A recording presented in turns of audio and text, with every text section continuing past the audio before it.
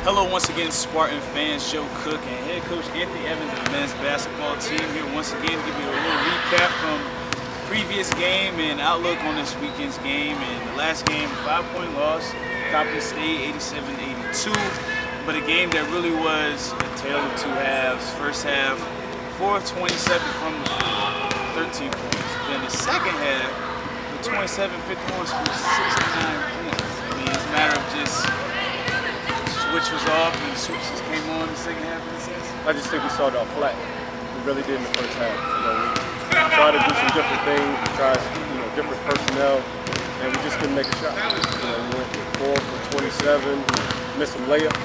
Layups went in and out. Shots went in and out. In the second half, I think pride kicked in. Guys started playing. I mean, it's incredible to score 69 points in a half, but it just shows you got to come to play from the beginning. Yeah, and speaking of second half, down 22 at halftime, 35-13. You guys cut it to 6 under 3 minutes. When you see your team come back using that full court pressure defense and getting easy offense and then cutting a big lead like that down to 6 or 3 minutes, what were you telling to your team at that point? We're just trying to cut the lead by certain times. Get it to this point, get it to that point. When we got it to 3 minutes, cut into the lead, got it to 3, we felt good, but we couldn't relax. Obviously, they hit some free throws, they made some shots, so it ended up a 5-point game, a 5-point loss. But it's something that we have to learn from. We've got to come to play every time we step. Yeah, and you look at the game, we want to lose by 5. At the end of the game, there were some technical fouls caught on us. They made 5 free throws.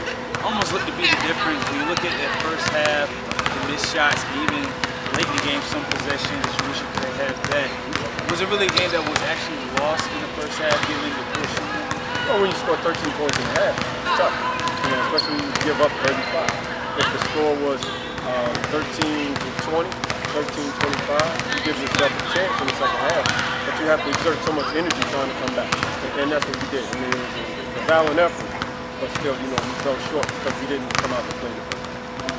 And as you're looking at that game and still on top of the conference right now, it's like every game you're going to get the best shot from your opponent, because everyone knows you're at the top right now.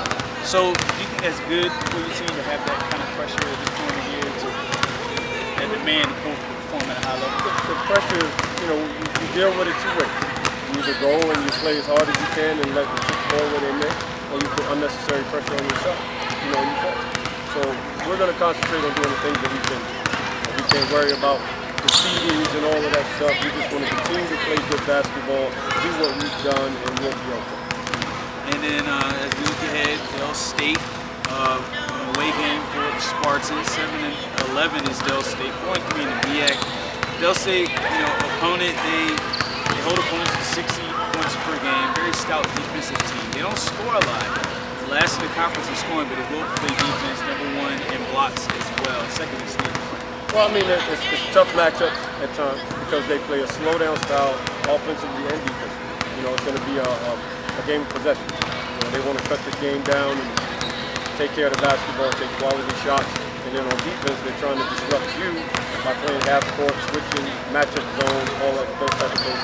So we have to be patient. We have to execute our offense, not turn the ball over as much as we have, and just take good shots. Yeah, and protecting balls are going to be, paramount.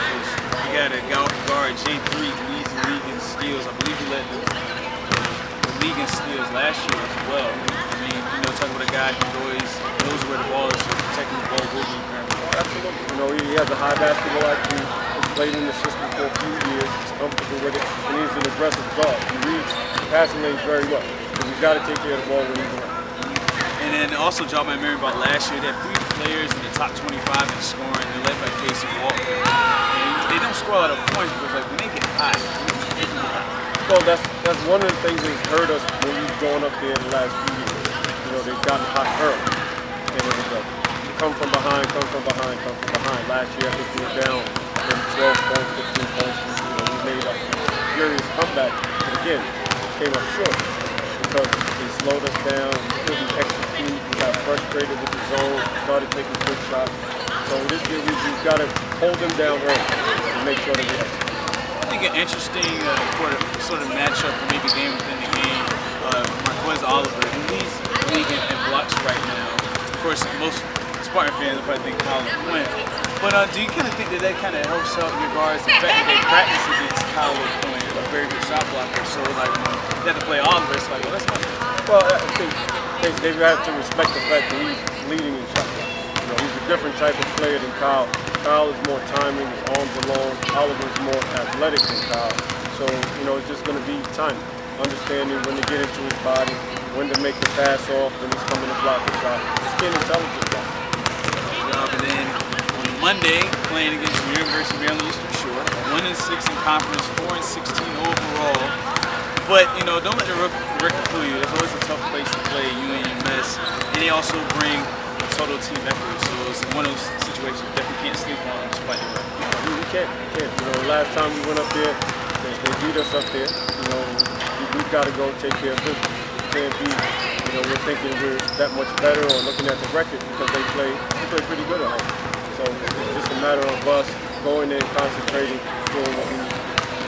And you know, they're a team, you know, next to last in scoring, defense, and also points per game.